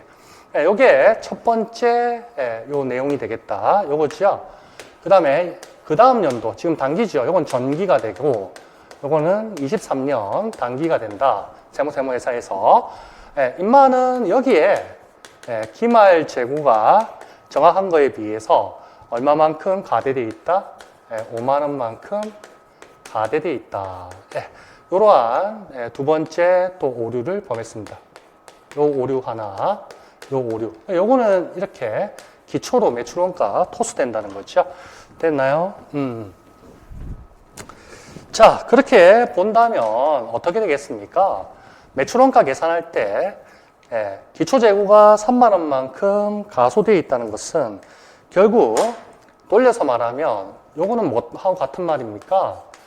매출원가 비용이 오류를 범함으로써 정확한 거에 비해서 3만 원이 가소되어 있다는 뜻이죠. 그 다음에 기말재고 5만 원이 가대되어 있다는 것은 결국 매출원가가 정확한 거에 비해서 오류를 범함으로써 매출원가가 5만 원만큼 가소되어 있다는 거죠. 오류가 정확한 거에 비해서 매출원가가 가소되어 있다는 겁니다. 자, 그럼 매출원가가 가소되었으니까 결국 이익은 3만 원만큼 가대되었다는 뜻이고, 이게 다 똑같은 거 아니야? 그 다음에 이익은 5만 원만큼 가소되어 있다는 것이고, 됐나요? 이익은 가대되어 있다 해야지. 자꾸 왜 이익은 5만 원만큼 가대되어 있다는 것이고, 되겠죠? 그러면 오류 수정 분계 이걸 해주시면 결국 매출원가 3만 원만큼 가소되어 있다. 그러면 원가를 더 높여 이익이 가되됐다는 뜻이니까 이익을 줄여야 된다는 거죠. 분계를 통해서 이익을 줄이니까 이익의 소멸이 수익의 소멸이나 비용의 발생이나 이런 식으로 간다는 겁니다. 오류수정 분계가. 그럼 여기 3만 원, 5만 원. 분계를 굳이 생각을 안 해도 되지만 그러면 12에서 비용의 발생이든 수익의 소멸이든 비용이니까 8만 원 빼주면 정확한 단기순이익은 4만 원이 된다. 이렇게 나오는 거죠. 됐나요? 자, 22년 이게 제일 중요했죠. 기말재고니까 기초재고로 토스될 것이다. 이런 거는 우리 재무관리 쪽에서도 ERP 쪽에서도 자본 예산에서 종합 예산할 때도 많이 봤었고 재무회계도 1단계 때 이렇게 토스되는 걸 많이 했었고 모의고사 때도 많이 봤었고 이게 제일 중요하죠. 그래서 기말재고가 가소되어 있다. 전기에 그러면 단기에 기초재고가 3만 원 가소되어 있다. 따라서 기초하고 이익은 반비례 관계가 성립하죠. 기초하고 결국 이익은 이건 기계적으로 알 수 있죠. 그 다음에 두 번째 오류, 단기에 기말 재고를 5만 원 가대했다. 그러면 기말 재고와 이익은 이거는 정비례 관계죠. 플러스 관계고 기초와 이익은 여기 마이너스 관계. 가소면 가대. 이거는 가대면 가대, 가소면 가소. 이렇게 정비례, 기초는 이런 식으로 반비례 관계가 역의 관계가 있다는 겁니다. 따라서 정확한 것에 비해서 오류를 범함으로써 비용이 가소됐던 이익이 가소됐던 비용이 가소됐으니까 비용을 늘려준다. 그럼 이쪽 편에 8만 원이 비용이 잡혀야 되니까 따다다다다 딱 4만 원. 자, 그렇게 해서 4만 원 답으로 해주시면 되겠고 계산 과정은 이렇게 했으면 되겠고 자 오른쪽에 한번 보세요. 사채는 방금 봤고요. 요게 이제 모의고사 3교시 3회 3교시 4번 문제입니다. 2년간 재고자산 오류. 보통 실제 문제에서는 모의고사에서는 3개년으로 했는데요. 자 이렇게 했을 때 이것도 한번 보세요. 오류 발견 전에 단기순이 이렇게 나오죠. 그 다음에 기말재고 누락했다. 근데 0년도 나오고 1년도 나오고 이렇게 두 개년에 걸쳤죠. 그랬을 때 2년도 마감하기 이전이다 이렇게 나옵니다. 됐죠? 그렇게 해서 0년도 0년도 말 그리고 그 다음 1년도 말 이런 식으로 해서 두 개년에 걸쳐서 이런 문제를 제가 만들었죠. 자, 그 다음에 또 문제 요거를 활약을 해서 0년도, 1년도, 이런 식으로 해서 됐습니다. 그 다음에 지금 현재는 X2년도입니다. 그래서 X0년도는 자동 조정 오류가 돼서 요거는 X2년도 단기순이익에는 영향을 안 미치죠. 이런 문제였다고. 하여튼 실제 25학년도 기출문제 2교시 8번보다는 조금 더 어려운 문제였습니다. 됐죠? 자, 요거는 한번 읽어보시면 요 내용이 요 지금 내용을 설명하고 있는 거하고 진배 없습니다. 됐고 수선비는 알 필요 없고 그리고 20페이지에 있는 거는 나중에 모의고사 때 보면 되고 이런 식으로 풀었다는 거 참고만 해주시면 되고 21페이지가 지금 우리 25학년도 기출문제 2교시 8번 문제가 되겠습니다. 그래서 방금 다 봤던 거죠. 그래서 문제 다 봤었고요. 요거는 이렇게 굳이 할 필요는 없겠지만 기말재고 22년 전기께 22년이 맞나? 22년이 전기고 23년이 단기죠. 그래서 전기께 가소되었다. 그러면 기초재고 이렇게 흘러간다는 거. 그래서 이렇게 적은 거와 똑같습니다. 지금 세 칸씩 적은 거 똑같죠? 기말은 이익하고 정방향이니까 가소 이렇게 되는 거죠. 기초는 이익하고 역방향이니까 가소됐으면 가대돼야겠죠. 결국 22년 전기 기말 재고 오류를 통해서 23년에 이익이 3만 원만큼 가대가 됐다는 것이고 그리고 23년 기말 재고 자산이 가대돼서 결국 23년 단기에 이익이 5만 원만큼 가대됐다는 겁니다. 그것을 오류를 범했다는 겁니다. 그러면 정확한 것에 비해서 오류를 범함으로써 요거 두 개 8만 원만큼 이익이 가대됐으니까 그 가대된 게 12만 원이니까 가대된 거를 오류 수정을 해서 이익을 줄여주면 결국 빼고 4만 원이 정확한 이익이 나온다. 이렇게 봐주시면 되겠습니다. 됐나? 자, 그래서 매출원가 수업 시에 했었죠. 그래서 이거 많이 했었잖아. 2개년에 걸쳐서 기초, 단기, 기말, 기초 상품 재고의 단기 상품 순매, 기말 자금. 그 다음에 X1년도면 X2년도는 똑같이 매출 원가에서 기초, 단기, 기말 이렇게 갔을 때 맨날 이거 그렸잖아. 이렇게 가면 여기 있는 금액이 요 금액으로 간다. 이래 하살표 수없이 그렸다 아닙니까? 맞죠? 종합 예산할 때도 기출문제 다루면서 했었고. 됐죠? 그렇게 보시면 되겠고요. 요 표는 뭐 크게 구애할 필요는 없겠습니다. 그래서 오류를 범함으로써 정확한 정확한 실제치, 정확한 거에 비해서 가대되어 있느냐, 가소되어 있느냐, 뭐 그 얘기를 하고 있는 겁니다. 이렇게 되면 기말재고, 가소되었다. 그래서 이익이 작아졌겠죠? 그 다음번에는, 이익이 커져야겠죠? 왜 그렇습니까? 기초에 재고자산이 가소됐다는 거니까 매출원가가 그만큼 가소됐고, 이익이, 가대되었다는 거죠. 이렇게 해서 그런 식으로. 그 다음에 기말재고니까 이익이 가대됐으니까 5만 원만큼 이익이 가대됐다. 따라락 하면 8만 원이 잘못되어 있더라. 더 컸더라. 그럼 여기에 8만 원이 포함되어 있는 게 잘못된 거니까 8만 원을 빼라. 분계는 뭐 크게 신경 쓸 필요 없고, 그렇게 하면 4만 원이 된다. 요거는 X1년도 장부가 마감됐기 때문에요. 여기에, 이익잉여금으로 해줘야 됩니다. 여기에 정기오류 수정 손익이죠. 그래서 이익잉여금에 수정한다. 그래서 우리 1단계 했을 때 저거 이익잉여금 처분 계산서 했을 때 첫 번째 저거 있었죠. 중대한 정기오류 수정 손익. 로마자 1번 미처분 이익잉여금 그래서 5가지로 구분되죠. 미처분 이익잉여금, 그다음 뭐였지? 정기오류 수정 손익. 그 다음에 중요한 회계 정책 변경의 누적 효과, 그 다음에 중간 배당은 빼주고 단기 순이익, 뭐 이런 식으로 저게 있었죠. 이익잉여금 처분 계산서고 또 1단계 교재 자본 파트 쪽에 다 있을 겁니다. 됐죠?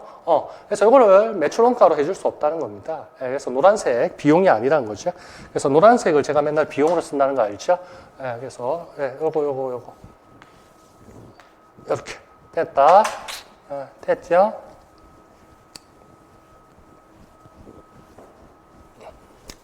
그래서 재고자산 오류는 2개년에 걸쳐서 자동적으로 조정합니다. 만약에 2개년, 23년까지 마감됐다면 24년에는 손댈 필요가 없다는, 왜? 마이너스 플러스가 자동 조정이 됐기 때문에 그게 이제 과목별 모의고사에 있었던 내용이 되겠다. 그렇게 봐주시면 되겠습니다. 됐죠?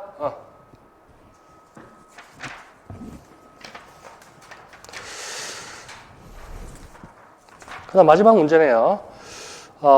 재무 비율인데 레버리지 비율입니다. 이거는 국어만 잘하면 되는 문제더라고요. 따지고 보면.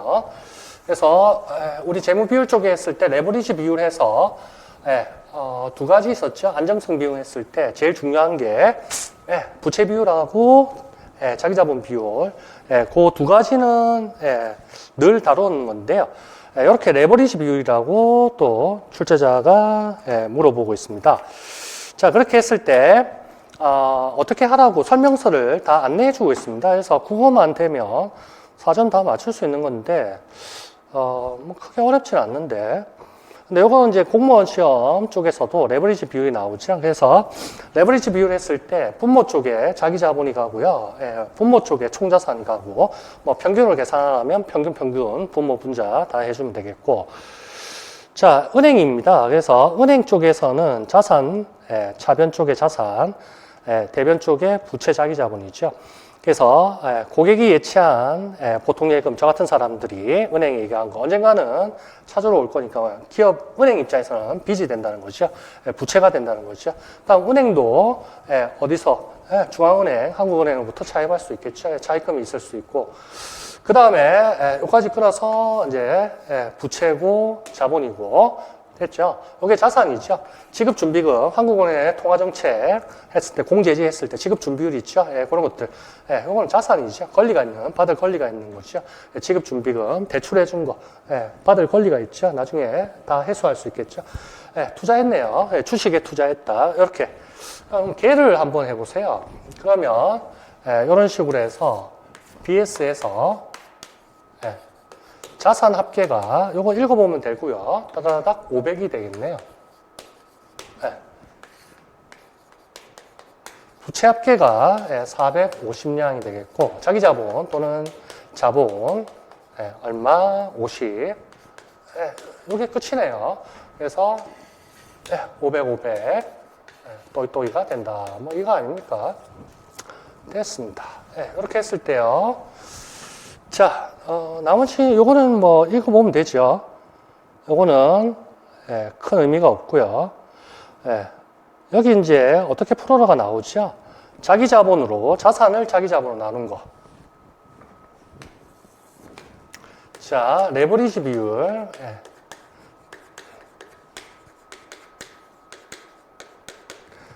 자산 합계. 뭐 평균이면 평균으로 쓰면 되고요. 평균 자기 자본. 자기 자본이 이제 자본이니까. 이렇게 하면 레버리지 비율이 얼마 계산값이 나올 것이다. 요거를 물어보고 있습니다. 출제자가. 자, 됐습니다. 자, 그래서 대출했다, 레버리지를 이용했다. 우리 레버리지 비율에서 원가액에 언제부터 나왔냐 하면 21학년도부터 나왔나? 그때 제가 깜짝 놀랐는데 DOL 물어보셨어요. 이걸 레버리지도 측정하는 지표. 그래서 영업이익분의 공원이익이었죠. 그 다음에 재무 레버리지도는 EBT분의 EBIT. 그런 거 재무관리 시간이나 원가회계 시간에 공부를 다 했었다고. 기출문제도 풀고 계산 문제도 풀고 많이 했었죠. 원가회계도 있고 작년 1단계 회계학 원가회계 쪽에도 있고 재무관리 쪽에도 있고 레버리지 몇 번 다뤘다. 지렛대 효과죠. 적은 힘을 들어서 큰 돌멩이를 지렛대가 길면 길수록 적은 힘을 들어서 큰 거를 들어 올린다. 그래서 고정 영업비가 존재하거나 아니면 고정 재무비용 차입에서 이자 비용이나 고정비가 존재함으로써 뭔가 매출액이 늘었을 때 수익이 늘었을 때 이익이 크게 확장되는 고정비가 없을 때에 비해서 고정비가 존재함으로써 뭔가 이익을 확대시키는 그런 효과, 그런 지렛대 효과. 그게 레버리지 효과입니다. 되겠습니까? 그래서 결국 이거죠. BS 이렇게 했을 때 자산을 V라고 제가 표현하죠. 본드, B, 스탁 이렇게 했을 때 사실은 자기 자본 S분의 V 이렇게 되는 거죠. S분의 V. 그런데 우리가 재무 비율 했을 때 이런 거 많이 했었죠. 이게 다 레버리지 비율입니다. 재무관리 쪽에서. 그래서 이렇게 하는 거나 사실은 부채 비율이나 자기 자본 비용이나 손바닥 뒤집는 것밖에 안 됩니다. 근데 설명을 해주고 있어요. 어떻게 계산하라. 출제자가 안내를 해주니까 그대로 풀기만 하면 될 뿐 어려운 것은 아니다. 자기 자본 비율 S분의 B죠. 아니, 부채 비율 S분의 B. 자기 자본 비율은 V분의 S. 이렇게 되는 거죠. 됐나요? 이겁니다. 부채 비율은 달리 표현하면 자기 자본 비율 분의 1 마이너스 자기 자본 비율. 요거하고 똑같은 겁니다. 그래서 요 둘 중에 요게 100이면 50이고 40이고 60 이렇게 할까? 40이고 60 이렇게 되면 부채 비율은 어떻게 됩니까? S 60분의 40, 60 하자. 40, 60. 40, 60. 그럼 1.5, 150% 이렇게 되는 거고. 그 다음에 자기 자본 비율은 100에 40. 이렇게 해서 0.4, 40%. 이렇게 되는 거죠. 됐나요? 그럼 부채 비율은 자기 자본 비율 0.4, 0.4 이렇게 해주면 0.4분의 0.6이니까 결국 1.5, 150% 똑같은 표현입니다. 그래서 부채 비율이나 자기 자본 비율이나 표현만 다르지 똑같은 거를 두 가지로 표현한 이런 거를 주로 레버리지 비율이라 합니다. 레버리지 비율. 그런데 출제자가 말하는 거는 이 자기자본 비율 V분의 S를 거꾸로 하고 있죠. S분의 B. 예, 요걸 레버리지 비율. 그래서 마찬가지입니다, 사실은. 예. 자, 이렇게 해서 계산만 해주면 되겠습니다.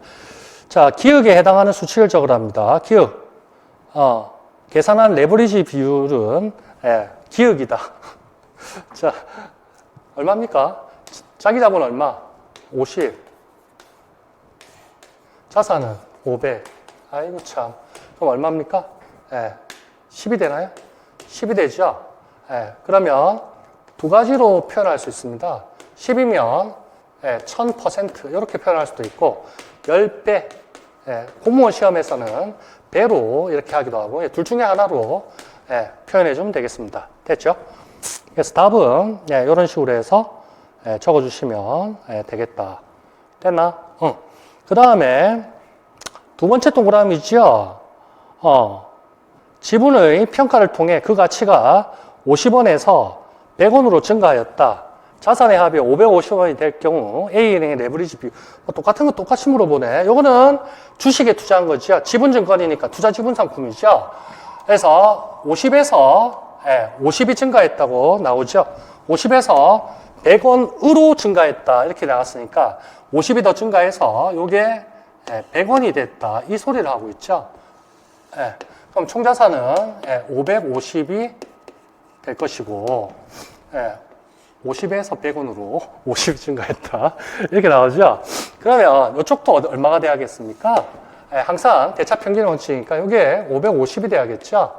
맞나요? 근데 지금은 500이죠. 그런데 두 가지로 알 수가 있다는 거죠. 만약에 지분증권이 FVPL이었다. 여기 자본이죠. 이거 보이나 모르겠다. 노란 걸로 할까? 자, 이제 끝났네요. 아이고, 노란색 좀 나와라.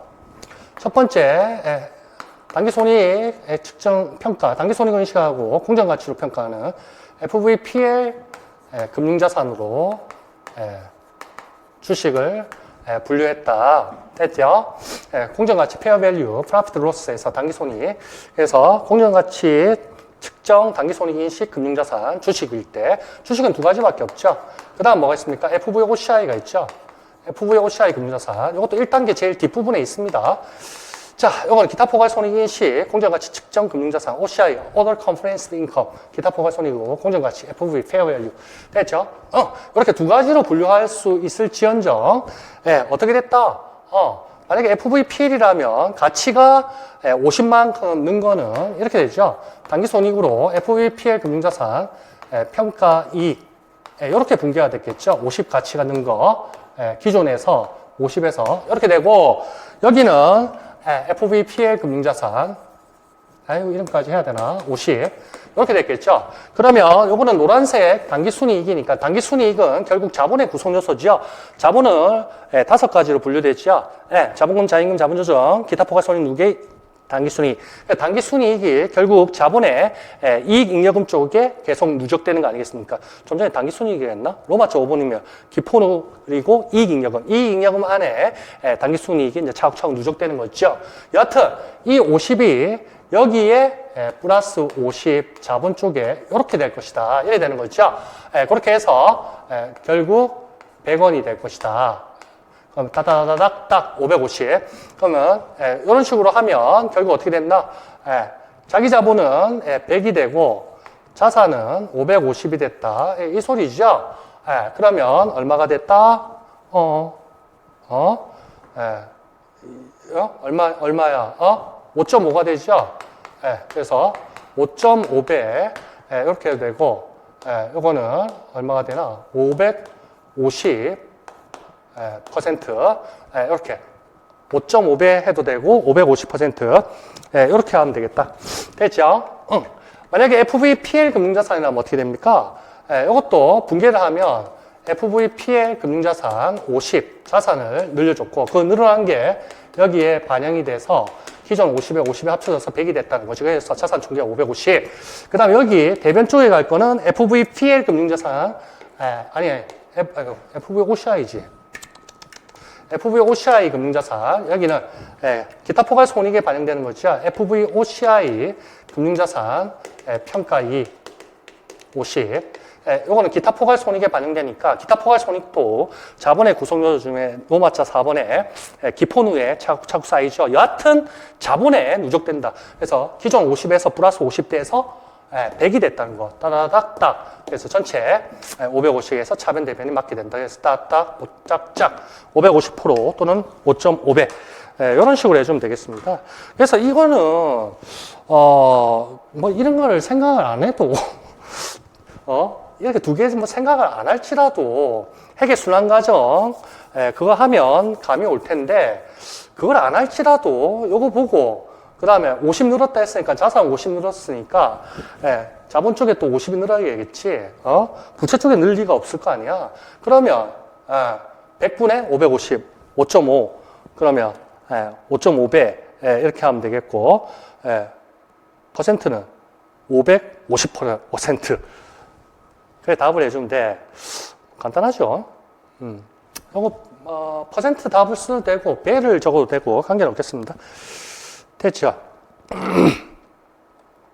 비율이라 해서 뭐 하니까 퍼센트로 쓰는 것도 괜찮을 것 같습니다. 그래 해주면 되겠고요. 요거는 늘 해왔던 겁니다. 그래서 여기 레버리지 비율이라고 제가 수업 시간에도 다 얘기를 해줬을 겁니다. 그래서 부채 비율이나 자기 자본 비율이나 돌려치기 한 거니까 이거 똑같다는 얘기 늘 강조했었죠. 됐고요. 그 다음에 이런 것도 ROI나 ROE 할 때 이런 거 많이 했었죠. 그래서 결국 간단하게 볼 때 ROE 구할 때 자기 자본 순이익률 했을 때 총자산 순이익률 ROI에서 곱하기 1 플러스 부채 비율이죠. 근데 따지고 보면 1 플러스 부채 비율이 요거죠. 자기 자본 S분의 B 요게 부채 비율이죠. 그래서 1 플러스 부채 비율 해준 거 그게 결국에는 1 플러스 부채 비율 해준 게 S분의 S 플러스 B니까 부채, 자본하고 부채를 합하면 뭐가 된다? 자산 V가 되죠. 그래서 S분의 B가 나온다는 겁니다. 이게 뭐다? 레버리지 비율. 평균으로 하라면 평균 구해주면 되고, 그건 큰 문제가 없고, 됐죠? 자기 자본분의 V. 이렇게 된다고. 됐나요? 그래서 레버리지 비율, 결국에 뭐다? 1 플러스 부채 비율. 요거하고 같은 개념이다. 이렇게 보시면 되겠습니다. 됐나? 됐지? 자기 자본 비율의 역수. 이렇게 보시면 되겠다. 됐다? 그래서 이런 게 공무원 시험에 있더라고, 내가 보니까. 레버리지 비율. 그래서 배로 출제가 되더라고, 국가고시에서. 됐어. 요거는, 요 숫자는 다른 예제니까 크게 관계할 필요는 없다. 됐죠?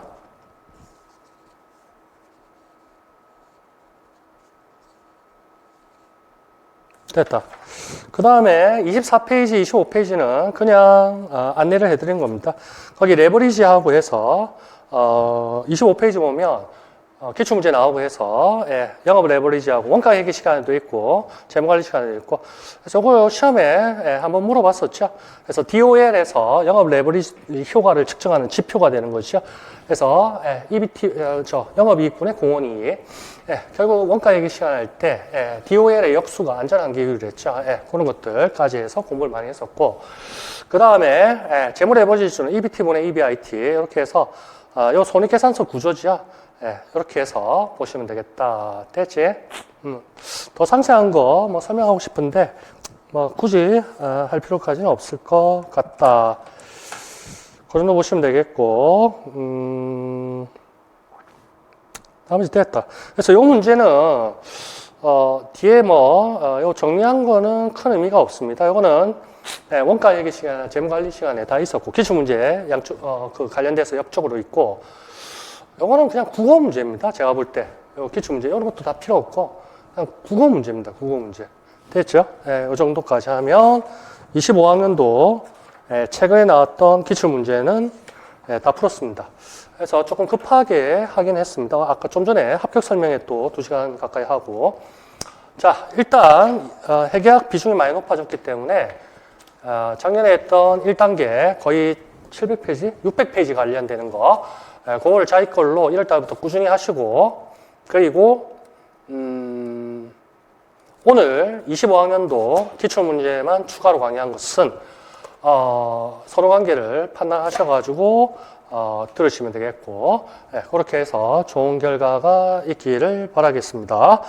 자, 올해 25학년도 회계는 어떻게 구성되는지 다 아시죠?